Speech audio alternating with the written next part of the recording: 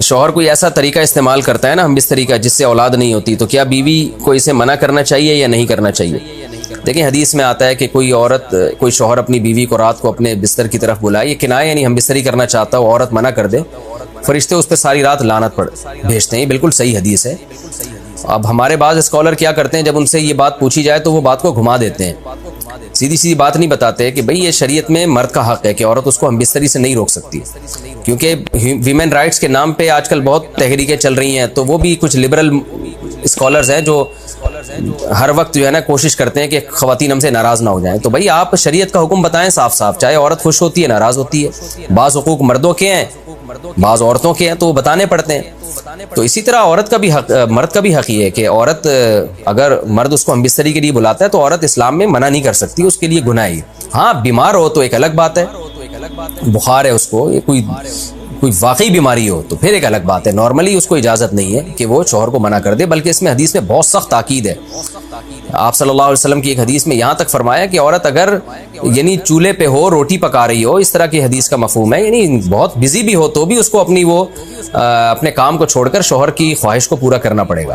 اور یہ نیچر کے بھی مطابق ہے، کیونکہ مرد میں جب یہ سیکس کی خواہش پیدا ہوتی ہے اور اس کو کچلا جائے تو مرد بہت زیادہ ڈسٹرب ہوتا ہے. خواتین اس میں اپنے آپ کو مردوں جیسا سمجھتی ہیں، وہ سمجھتی ہیں ہمارا اس میں وہی حق ہے جو مرد کا حق ہے. بھائی اللہ نے دونوں کی ڈیزائرز میں زمین آسمان کا فرق رکھا ہے، تو مرد کو بہت زیادہ نقصان ہوتا ہے اس سے، وہ بہت زیادہ مینٹلی ڈسٹرب ہوتا ہے اس سے، کیونکہ اللہ نے یہ ڈیزائرز عورت کی نسبت مرد میں بہت زیادہ رکھی ہے، تھوڑی زیادہ نہیں بہت زیادہ رکھی ہے. تو میڈیکلی یہ بات ثابت ہو چکی ہے.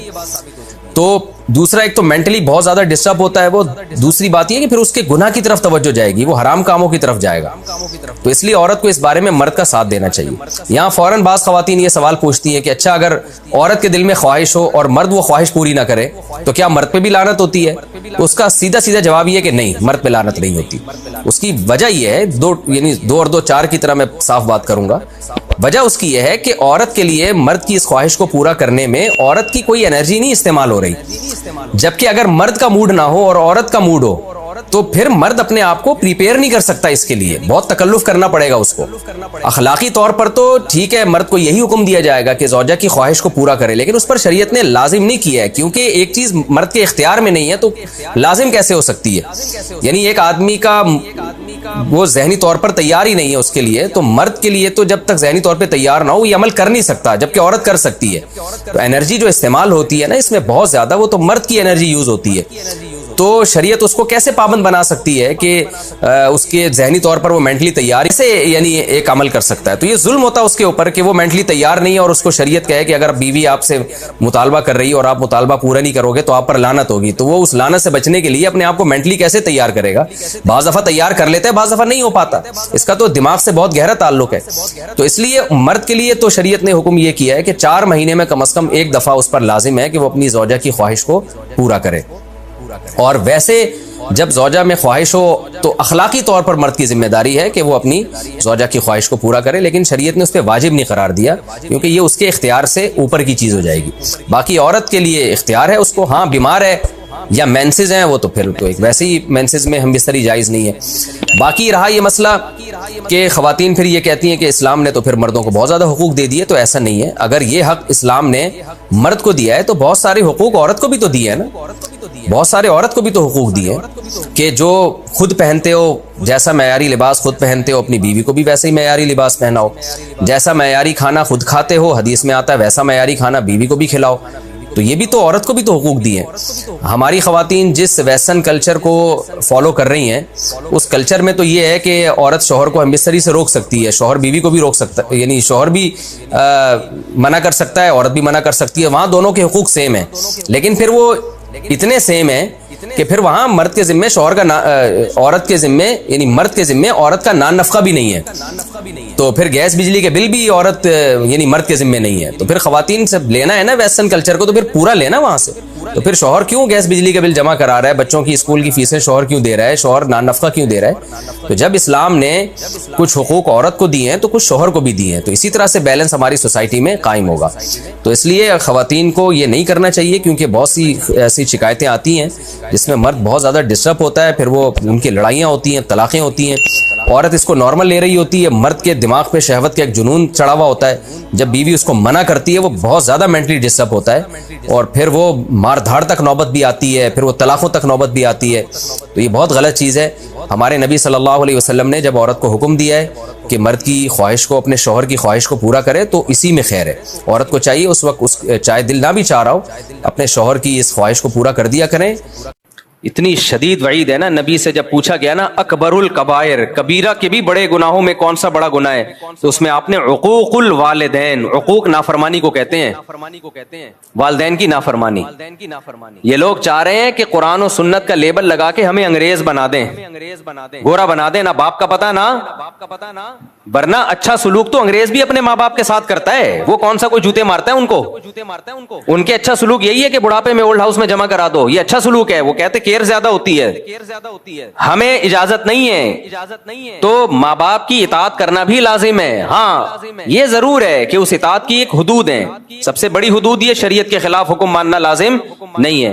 کوئی ایسا حکم جس میں کسی پہ ظلم ہو رہا ہو, جیسے ماں کے کہنے پہ بیوی پہ ظلم کرنا شروع کر دینا, یہ جائز نہیں ہے. اسی طرح شریعت نے کچھ بنیادی رائٹس ہر شخص کو دیے ہیں, کچھ بنیادی حقوق دیے ہیں, جس کو آپ اسلام کی زبان میں ہیومن رائٹس کہہ سکتے ہیں. اس میں ماں باپ کی اطاعت لازم نہیں ہے. ہر انسان کی ایک انڈیویجول لائف بھی ہوتی ہے. مثال کے طور پر آپ کو ڈاکٹر بننے کا شوق ہے, ابا کہہ رہے ہیں نہیں تو تاجر بنے گا, زبردستی کا تاجر بنا رہے ہیں آپ کو, تو آپ پر اطاعت لازم نہیں ہے. بھائی میں میڈیکل سائنس میں مجھے دلچسپی ہے, ابا کہہ رہے ہیں کہ تو تاجر بنے گا, آپ کو ڈاکٹر بننے کا شوق ہے, تو اس میں زبردستی والدین نہیں کر سکتے. اسی طرح نکاح کا مسئلہ بار بار بیان کرتا رہتا ہوں, آپ اپنے خرچے پہ نکاح کرنا چاہ رہے ہو, والدین کو روکنے کا حق نہیں ہے, کیونکہ یہ انسان کے بنیادی حقوق ہیں.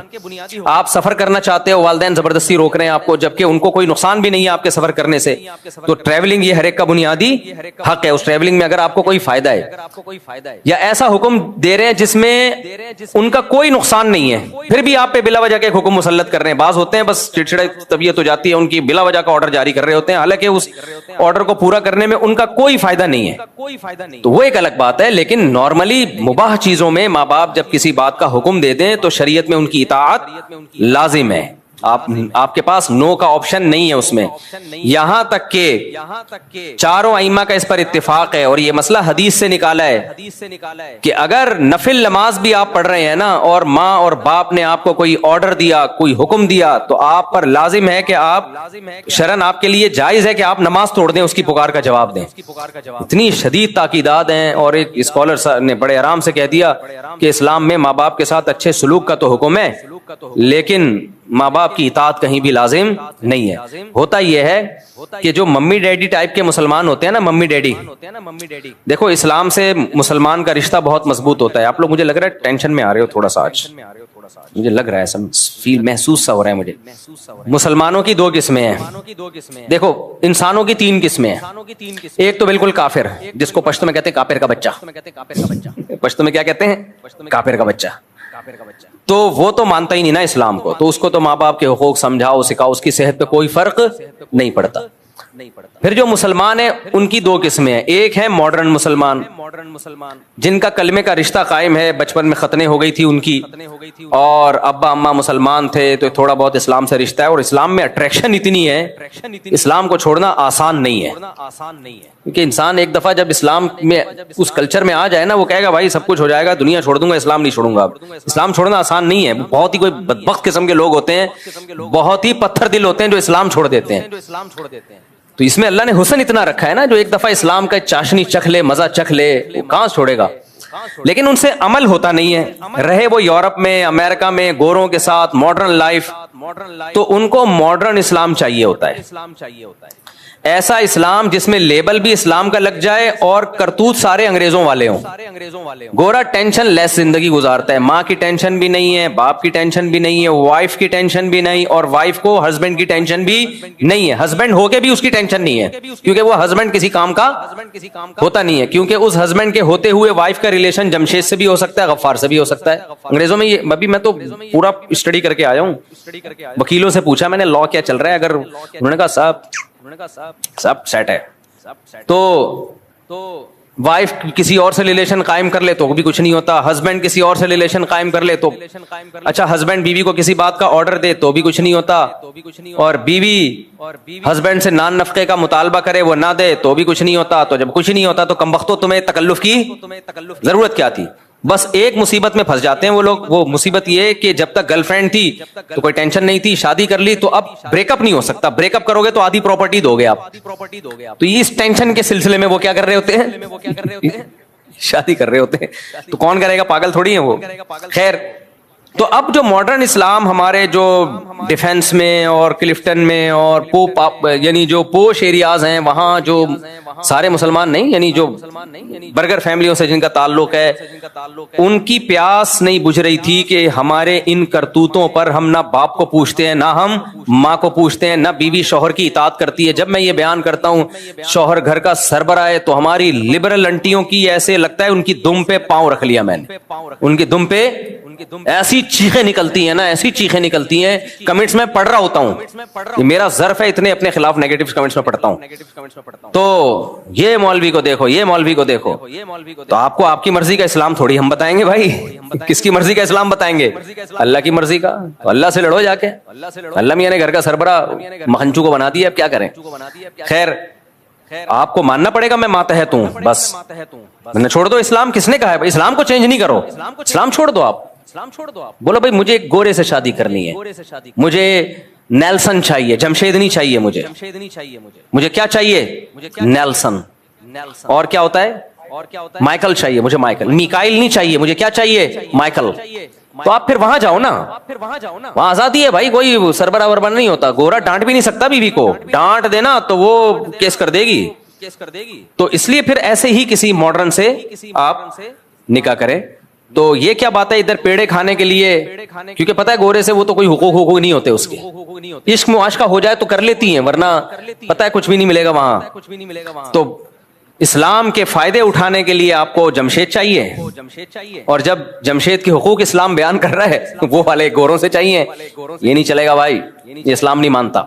خیر, اسلام کی عقل بھی نہیں مانتی ہے. تو یا تو پورے ادھر کو ہو جاؤ یا پورے ادھر کو کھسک جاؤ. تو اب کیا مسئلہ ہے؟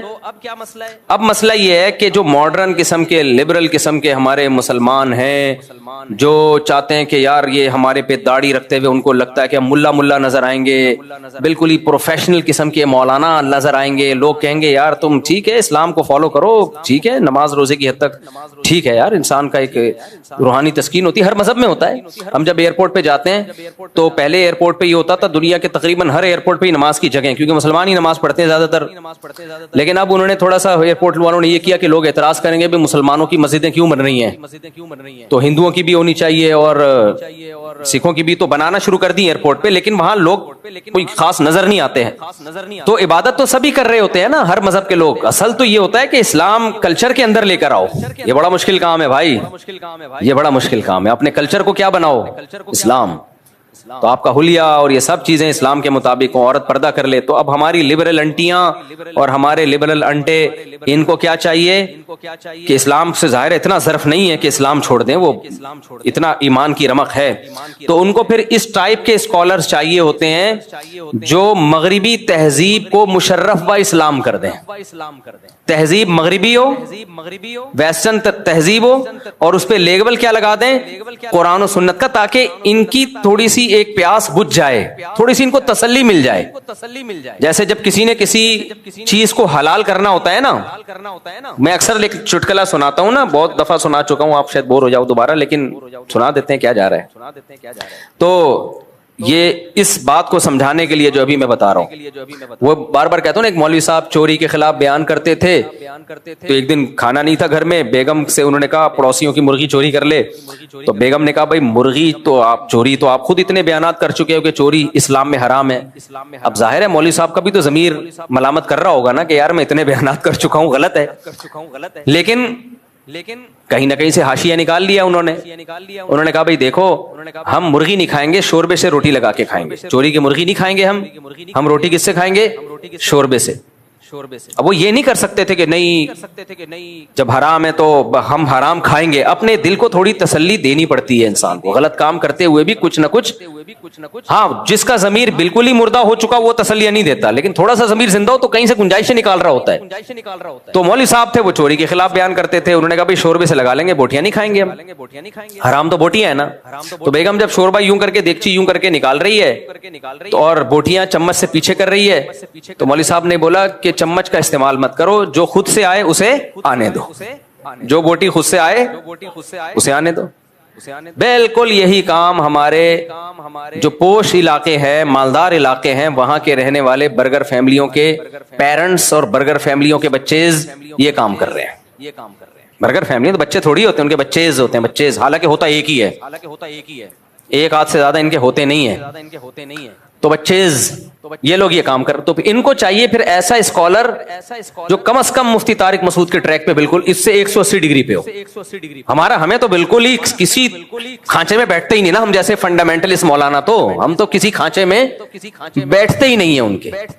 تو ان کو پھر ایسا اسکالر چاہیے ہوتا ہے کہ یار ہم داڑھی بھی نہ رکھیں, ہم ملا ملا لگیں گے دیکھنے میں, اور ساس بہو کی خدمت, اوہ ہو کیا عذاب ہے یار. اپنے ماں باپ کی ہوئی نہیں ہم سے, جو سگے فادر اور سگی مدر ہیں, یہ تو فادر ان لا اور مدر ان لا ہے, یہ کیا لگتے ہیں ہمارے. ہسبینڈ کی نہیں کر رہی, وہ ساس کی کہاں سے کرے گی یار. جس کو اسلام کا یہ حکم سمجھ میں نہیں آ رہا کہ ہسبینڈ کی خدمت لازم ہے, وہ ساس سسر کی کہاں کرے گی. تو ان کو جب ایسے اسکالر ملتے ہیں نا کہ اسلام میں ساس سسر کی خدمت لازم نہیں ہے, عورت پہ گھر کے کام کاج لازم نہیں ہے, اور اب نیا لیٹسٹ بالکل فتویٰ مارکیٹ میں آیا ہے کہ ماں باپ کی اطاعت بھی لازم, بولو نہیں, بس اچھا سلوک ہے. ابے اچھا سلوک تو پڑوسیوں سے بھی لازم ہے یار, غفار بھائی سے بھی لازم ہے, جمشید سے بھی لازم ہے, ہندو سے بھی اچھے سلوک کا حکم ہے ہمیں, سکھوں سے بھی اچھے سلوک کا حکم ہے. ماں اور باپ صرف اچھا ہی رہ گیا کیا, اصل ہے اطاعت, فرما برداری. تو اب ایسے لبرل انٹیوں کو اور لبرل انٹوں کو کیا چاہیے, ایسے اسکالر چاہیے جو آپ کو ہر طرح کی پابندیوں سے آزاد کر دیں. تو پھر وہ ان کو ایسے لوگ بہت اچھے لگتے ہیں جو اس طرح کی باتیں کر رہے ہوتے ہیں کہ نہ اس کی خدمت لازم, نہ اس کی خدمت لازم, نہ فلانے کی خدمت لازم. ہر آدمی انڈیویجول ہے, آزاد ہے, ہر آدمی کی اپنی لائف ہے. اور یہ بھی سود بھی حلال ہو گیا, بہت سو نے تو سود کو حلال کر دیا, یہ والا سود حرام نہیں ہے, یہ والا حرام ہے. عجیب ڈرامے بازیاں کر کے اور کیا کتنا کچھ دین میں تحریف ہو رہی ہے نا, اتنی تحریف. میں تو کہتا ہوں کہ اللہ تیرا کتنا فضل ہے, صحیح ٹائم پہ مجھے تو نے مولوی بنا دیا, ورنہ ہم بھی کھسکے ہوئے ہوتے. میں اگر مولانا نہ بنتا نا, مولانا کا مطلب پراپر وے میں دین کا علم حاصل نہ کرتا نا, جو صدیوں سے طریقہ چلا آ رہا ہے, تو میں بھی ایسا کھسک جاتا نا ان فتنوں میں. اور پھر میرے پاس ٹوٹی پھوٹی اسپیکنگ پاور بھی ہے, تو بھائی ویڈیو نہ بنایا کرے نا بار بار, وہ پھر گارڈ ادھر متوجہ ہوتا ہے. سب کی طبیعت, جب ایک چیز لکھی ہوئی ہے صرف نکاح کی ویڈیو بنا سکتے ہیں, باقی نہ بنائیں. پھر کوئی نہ کوئی کیمرہ نکال کے بنا رہا ہوتا ہے, سب ڈسٹرب ہوتے ہیں اس سے. تو میں اگر پراپر وے میں میرے بھائی ٹوٹا پھوٹا علم حاصل نہ کیا ہوتا نا, تو پھر ہم بھی اوٹ پٹانگ قسم کے کبھی کیا فتوا ٹھوکتے رہو بیٹھ کے, پھینکتے رہو بیٹھ کے, ٹھوکتے رہو اور پھینکتے رہو. اتنے گھروں میں فسادات ہوئے ہیں نا, اتنے گھروں میں فسادات, اس فتوے کے نتیجے میں کہ بہو پر ساس سسر کی خدمت لازم نہیں ہے. اتنی بہویں باغی ہوئی ہیں, گھروں کا نظام تباہ و برباد ہو گیا. یار کچھ تو سوچو بات کرنے سے پہلے. آپ کی ماں اگر آپ کی بیوی سے پانی مانگتی ہے اور آپ کی بیوی جواب میں یہ کہہ دے کہ میرے اوپر آپ کی خدمت لازم نہیں ہے, تو ماں کی 2 ٹکے کی حیثیت رہے گی گھر کے اندر, 2 ٹکے کی حیثیت رہے گی اس ماں کی. کیا اس کے دل پہ چھرے نہیں چلیں گے؟ باپ کہہ رہا ہے اپنی بہو سے کہ بیٹا مجھے روٹی پکا دو, میں بھوک لگ رہی ہے, مجھے نہیں پکانا آتی, تم فارغ بیٹھی ہو پکا دو. وہ کہ میرے اوپر آپ کی خدمت لازم نہیں ہے, میں نہیں پکا رہی. پھینک دو, بس کچھ بھی پھینک دو. پتہ نہیں یہ لوگ اپنی بیویوں کو کیسے رکھتے ہیں اپنے گھروں میں اپنے ماں باپ کے ساتھ. جو اسکالر فتوا دینا کہ عورت پر ساس سسر کی خدمت لازم نہیں ہے, اس کو بولا کہ سب سے پہلے یہ فتوا اپنی بیوی کو سکھایا کرو کہ تم پر لازم نہیں ہے. میری ماں بولے نا چائے بناؤ, تم پر لازم نہیں ہے, اور میرا کلپ چلا دینا کہ آپ کا بیٹا کہہ رہا ہے کہ آپ کی خدمت مجھ پر لازم, بولو نہیں. آج ایک صاحب آئے, ہاں ظلم بہرحال ظلم ہے, اس کے خلاف آواز اٹھانی چاہیے. بعض ساسوں نے بہوؤں کا نچوڑ دیا ہے بالکل, نہ یہ دیکھ رہی ہوتی ہیں اس کے سونے کا ٹائم کیا ہے, نہ یہ دیکھ رہی ہوتی ہیں اس کی طبیعت کیا ہے, تو ماسی نہیں ہے وہ. بہرحال اس کو ایسا غلام بنا لینا کہ ماسی میں اور بہو میں فرق ختم ہو جائے, غلط ہے. لیکن جب بھی اجتماعی سطح پہ رہا جاتا ہے تو ایک دوسرے کی خدمت کی جاتی ہے, خیال کیا جاتا ہے. آج ایک صاحب نے بتایا کہ کیا حالات ہیں کہ بیگم صاحبہ نے کہیں بیان سن لیا کہ گھر سنبھالنا جو ہے, یعنی گھر میں انتظام گھر کا کرنا, یہ ہم عورت کے ذمے نہیں ہے. کھلا ہو رہا ہے, پلا ہو رہا ہے. اسی وجہ سے میں بھی یہ ہمت کر رہا ہوں کہ ایک اور ایسا گناہ جس میں لوگ مبتلا ہیں, اور وہ ہے حیا کے خلاف. مگر ہے بہرحال شریعت کا مسئلہ اور لوگ اس میں گناہ میں مبتلا بھی ہیں, اس لیے بتانا ضروری ہے. وہ یہ ہے کہ لوگ شادی کے بعد بھی, آج کی نوجوان نسل زوجہ سے, بیوی سے غیر فطری طریقے سے ہم بستری کرتے ہیں. انٹرنیٹ پہ بیہودہ فلمیں دیکھتے ہیں, تو جو چیز انگریزوں کی دیکھ رہے ہیں کہ ان کے کلچر آہستہ آہستہ میڈیا کے ذریعے ہمارے معاشرے میں بھی آ رہا ہے. اللہ کے رسول صلی اللہ علیہ وسلم نے لعنت فرمائی ہے, ایک روایت میں ہے کہ اللہ اس کی طرف دیکھے گا نہیں کہ جو اپنی زوجہ سے پچھلے راستے سے ہم بستری کرے گا. یہ بیماری بھی, یہ گندگی بھی لوگوں میں پھیلتی جا رہی ہے. خاص طور پہ جن کو لڑکوں سے بدفعلی کی عادت پڑ جائے تو وہ زوجہ سے فطری راستے سے ہم بستری نہیں کرتے.